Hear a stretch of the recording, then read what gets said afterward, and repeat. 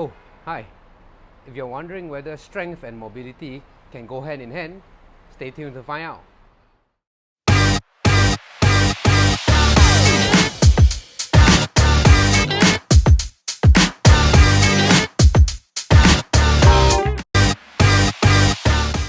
Hi, if you're trying to increase your strength and also work on your mobility, then today I'm going to help shed some light on this topic.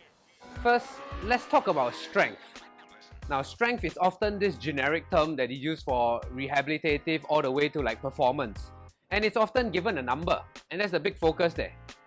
So, if I can deadlift my own body weight, which is 80 kg, for say 15 reps, I'm considered strong, right?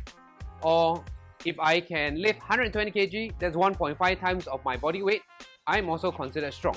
You may argue that these are looking at two components of muscle strength. One's muscle endurance and the other is like a max strength production. But what these two things fail to address is actually how the body is moving to actually produce this force that's required for the deadlift, regardless of 120 kg or 80 kg for the number of reps. If you have been to a physical therapist, I'm sure he or she must have told you that we all have imbalances in our body. Now, the stronger muscles will want to always take over more of the load for the weaker muscles. And this is exactly what is happening when we are trying to push our deadlift numbers up. When a large force production is required, the body leverages on what is strong and then stiffens up to try to produce that force. Now, think of a scenario where you try to lift something heavy. You don't have to be doing a deadlift, right? So let's say you want to lift something heavy off the ground. You take a deep breath, brace yourself, and then you lift, right? So you have to stiffen up. Think about a traditional strength program where we're playing the numbers game. So each time where we're trying to lift a heavy load, the stimulus that we're sending to our body is to stiffen up and then push that weight that is required. So now, if I were to measure your hip rotational capabilities, now think about hip external rotation and hip internal rotation, I'm sure there's going to be a decrease in this rotational capability as we progress through the strength program. So yes, you are getting stronger in terms of the numbers that you're pushing, but at what cost? So I believe the great Muhammad Ali, when he said champions are not made in the gym, I think he was on to something, right? No one ever became a world champion just by working out in a gym, because you know the stimulus that you're going to provide the body is just stiffening up. And for most athletic activities, you need strong and mobile joints. Am I saying that traditional strength training is wrong or not required? In fact, quite the contrary. Traditional strength training does have its benefits. So then, how are we going to push our numbers and also stay mobile at the same time? To give you a clue, I'm not talking about stretching here. Anytime you mention the word mobility to anyone, the first thing that comes to mind definitely is some sort of yoga pose or some stretching positions. Now, if you're someone in pain and you probably have done more stretches than I do, you probably know more stretches than I do. So, does that really help you? It probably help you in the short term, manage your pain a bit, but if you stop stretching, the pain comes back. Or maybe it helps you alleviate the pain and you're not back to 100%. So then, the professional that you're seeking help from probably has told you this. You need to up your frequency and duration of your stretches. I say that because I also have been that person to tell my clients, and I would like to apologize for that. Let's back it up a little and try to understand what stretching really is, or what does it accomplish.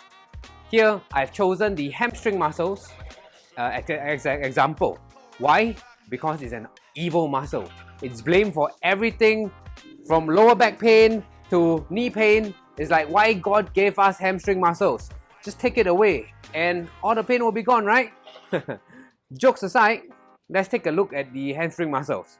Now, it's made up of three muscles, namely the semitendinosus, semimembranosus, and the bicep femoris. The attachment of the hamstrings is here. It originates from the sit bones, the base of the pelvis, and it attaches down in the shin bone, the tibia on the medial side, and also on the lateral side, the fibular head.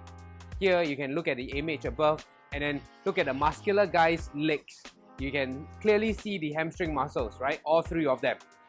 There are basically two scenarios where the hamstrings can become tight. So in the first example, here we have the pelvis. When you tilt the pelvis forward in an anterior pelvic position, so from the side, you basically look like that. So people with a very extended posture. So then you can see that the sit bones actually move higher. What does this do? It actually stretches out the hamstring. It's lengthened. So then this will give you a sensation of it being tight. Now let's take a look at the second example, right? These are two extreme ends where the pelvis is in a posterior pelvic tilt. Now I'm going to demo it like that. When I'm like trying to tuck it in. Now what happens? The sit bones actually move under. This hamstring muscles actually shorten, right? It's in a shortened position. This can also give you the sensation of being tight. So then you must be wondering, we can't win in this situation, right? We are getting like tightness in whatever orientation of the pelvis it's in. So what's the solution for this? The answer is not as complicated as we think. The answer is variability. What do I mean by that? So now, if you're stuck in an anterior pelvic tilt position, right, tilted forward, we basically need to restore its capability of going back into a posterior pelvic position.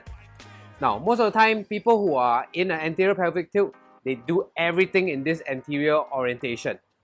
So they lose the ability to go into this posterior orientation. So then ranges of motions will be limited.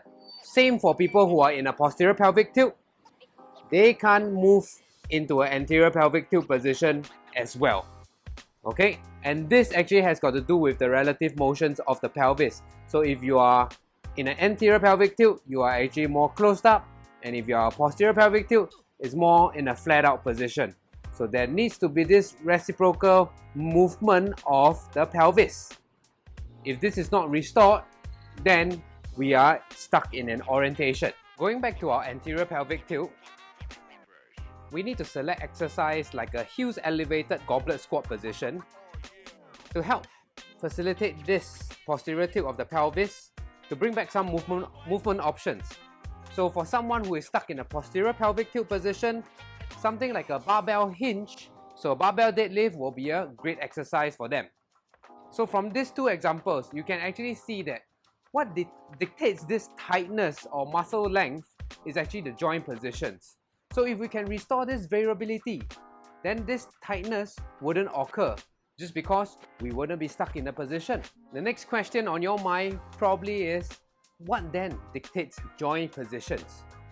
Well, your body has this self-organizing strategy and it's a bit like multifactorial. What you do on a daily basis, your lifestyle choices or your exercises, if you always do it in an anterior pelvic tilt position where you're very extended, then that's the stimulus that you give your body to adapt to. And over time, we lose movement options as a result of all this. To wrap up this video and to recap, heels elevated squat type activities will be great for people with an anterior pelvic tilt. And for people with a posterior pelvic tilt, hinge type activities like a deadlift will be good options. Now, but there's a caveat to it. You probably need good coaching and also a keen eye to watch out for the joint positions that you're in. If not, these exercises won't work. You'll just be basically doing the exercises in the same way that you have been doing all this time. The self-organizing strategy that I spoke about earlier, that's going to kick in and the exercises probably is not going to work.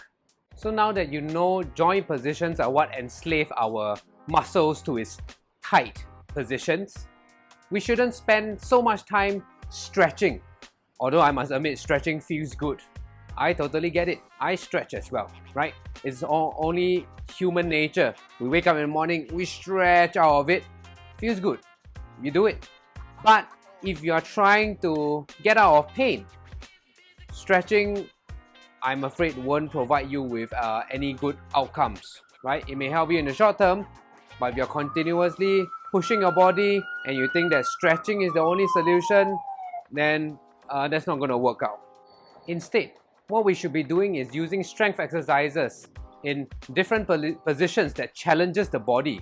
So in these new joint positions, we're going to put the work through them to acquire these new ranges of motion. So then our muscles will not feel tight.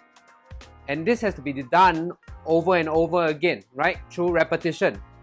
It's not going to change overnight, but if you continuously use this, your body is going to adapt to it. It is possible to drive strength and mobility at the same time, but this can only be done through good exercise selection. And sometimes that may mean doing different exercises for different sides of the body. Because guess what? Us humans are actually asymmetrical to start with. Even our organs on different sides are asymmetrical. And that can get a little bit tricky. So now, if you're someone struggling with pain and you would like to still continue working out, drop me a comment below, or maybe you can contact me via Core Collective Singapore's website. We can even work together and we'll see how we progress from there. But in any case, thank you for watching the video. Help me like and subscribe, and I'll see you again next time.